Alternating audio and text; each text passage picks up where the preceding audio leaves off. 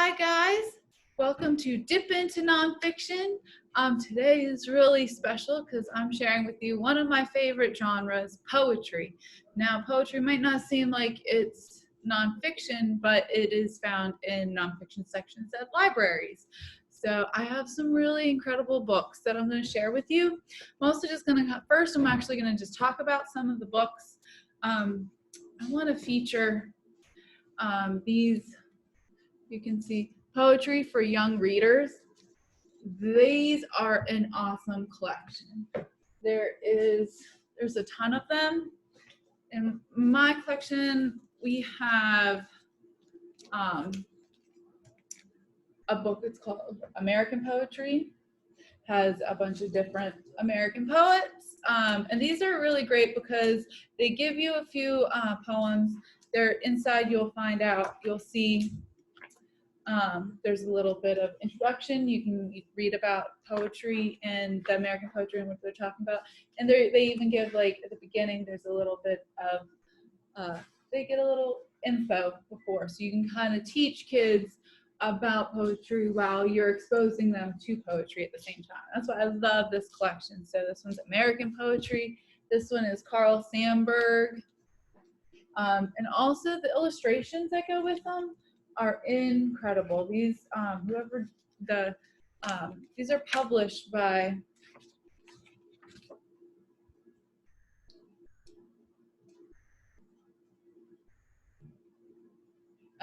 the Sterling Publishing Company, and so I think they did an excellent job with how they did the illustrations. Added a bunch of artwork with them. Emily Dickinson.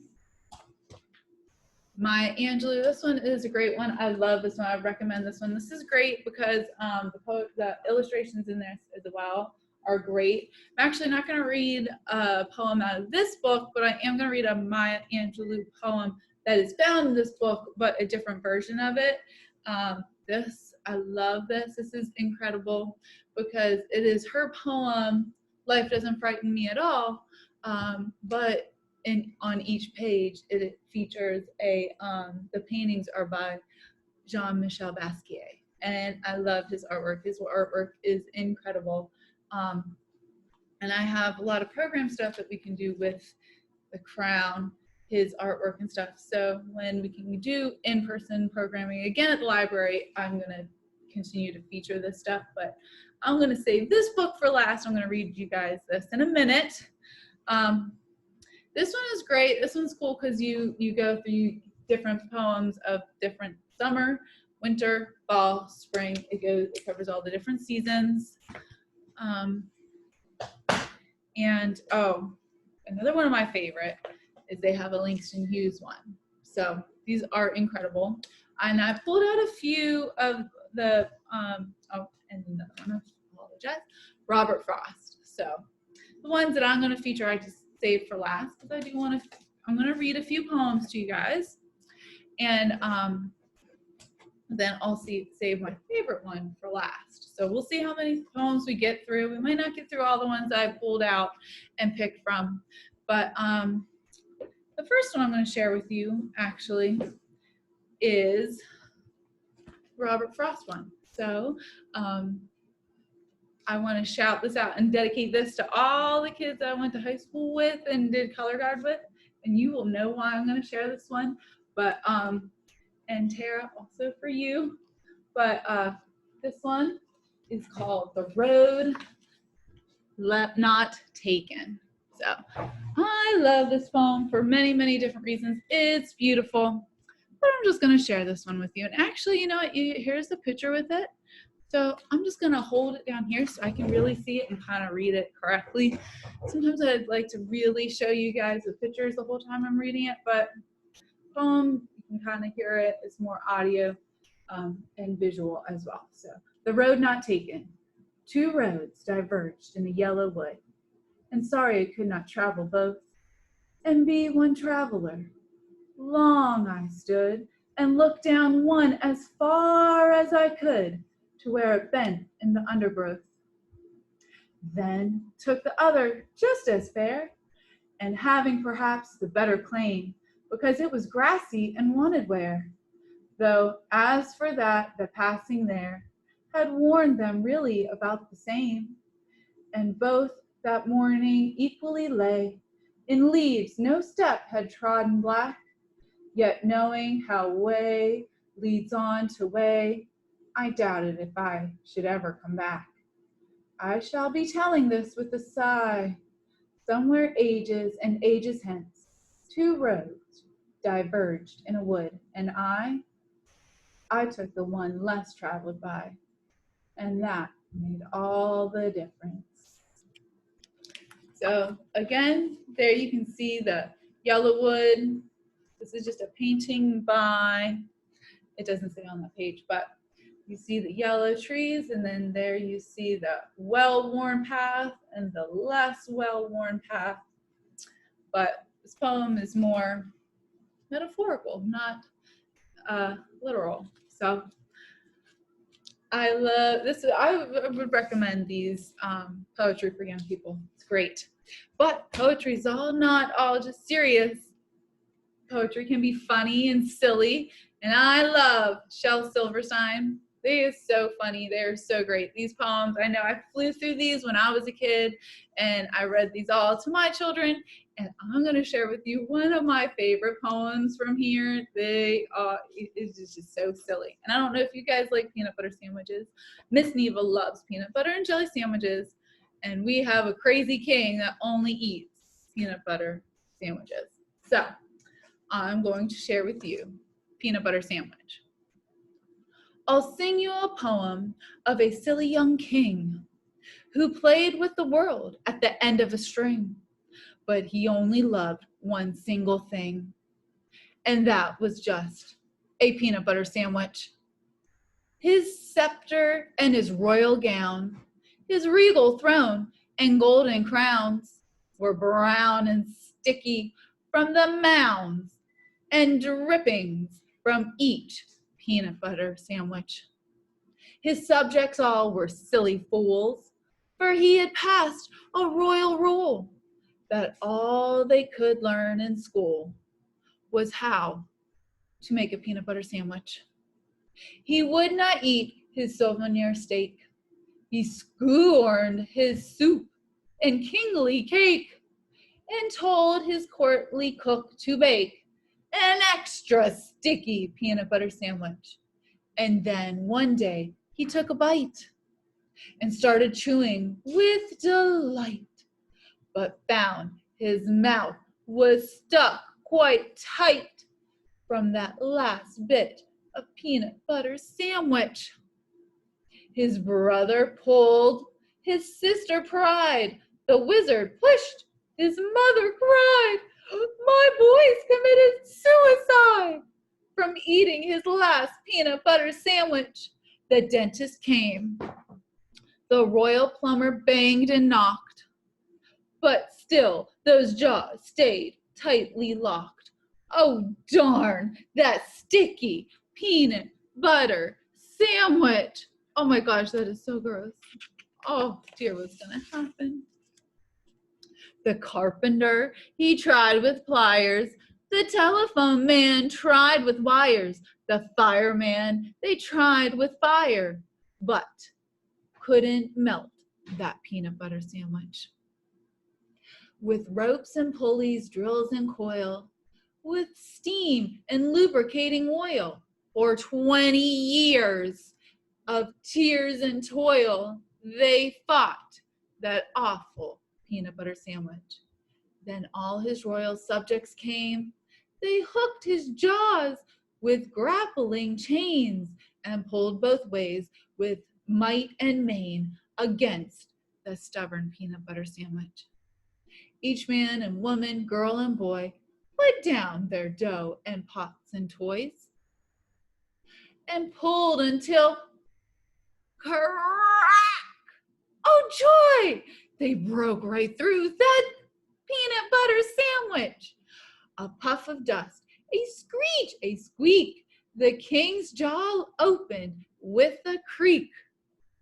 And then a voice so faint and weak, the first words that they heard him speak.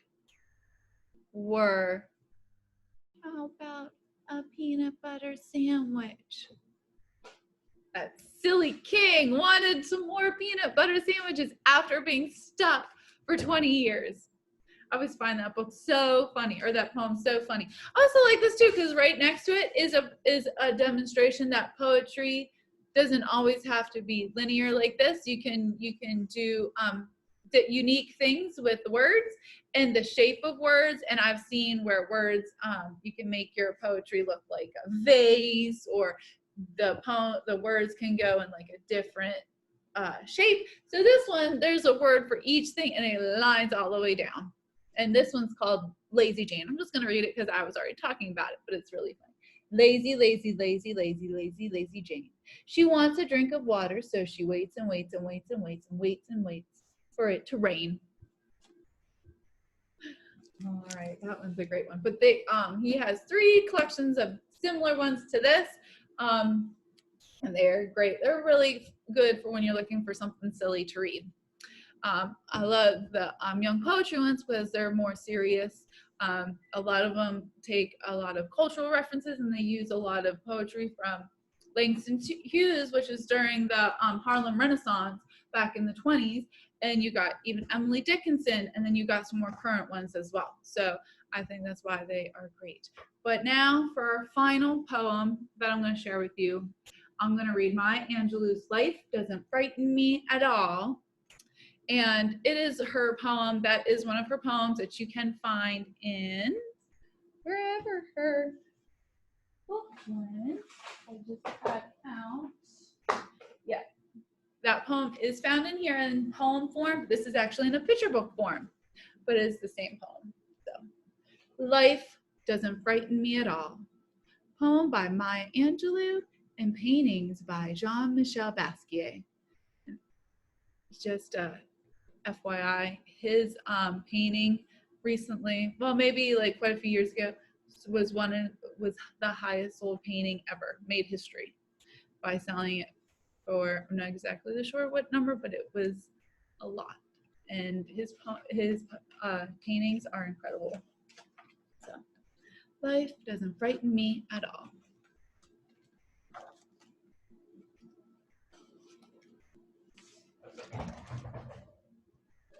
Apologize. Okay, there we go. Shadows on the wall, noises down the hall. Life doesn't frighten me at all.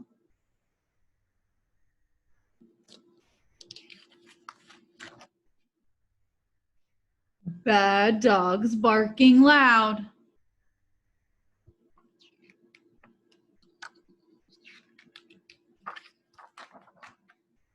Big ghosts in a cloud. Life doesn't frighten me at all. Mean old Mother Goose, lions on the loose, they don't frighten me at all. Dragons breathing flame on my counterpane, that doesn't frighten me at all.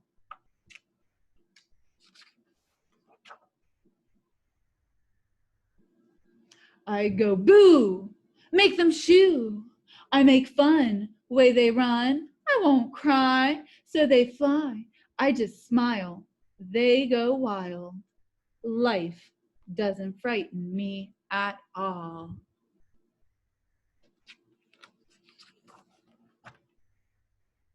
Tough guys fight all alone at night.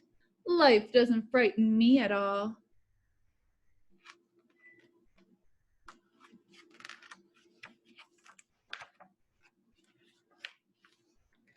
Panthers in the park, strangers in the dark. No, they don't frighten me at all. That new classroom where boys all pull my hair, kissy little girls with their hair in curls, they don't frighten me at all.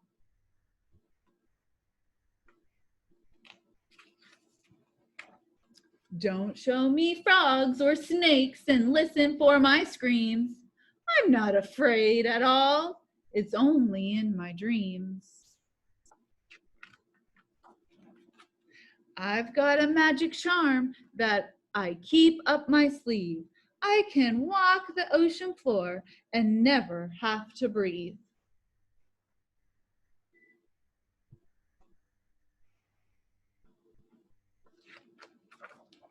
Life doesn't frighten me at all. Not at all. Not at all. Life doesn't frighten me at all. The end. And in the back, they have, this is my Angelou, and they have some information on her. And this is Jean-Michel Basquiay with, he's standing there, or he's sitting there on some of his artwork, of course. So I highly recommend you check out some of his artwork. They are incredible pieces of work. You really see where like the kid-like drawings, but there's so much going on, and such an interesting person. But I hope you enjoyed that poem. I love that poem, and I love it in this version because it's such a great book. But thank you guys so much. I would highly recommend you check out any poetry books. They're always great. Teens, I don't know if there's any teens. I just finished reading and I just returned it to the library, so I don't have to show it. I don't know why I didn't hold on to it for this video, but by Nikki Grimes. It's a book called Ordinary Hazards. It is incredible. It's her memoir, but in poetry form, in verse form, and it is, yeah, it is incredible. So I would highly recommend that. That is in our Y area, so it would be much more for teens and adults. I would highly recommend it for anybody that is interested in poetry to read that book by Nikki Grimes. But also check out any of the other books that we have in our poetry section. So thank you guys so much. And our secret code for today's virtual program is dip into nonfiction. All right, guys, thanks so much. I hope you had fun. Bye.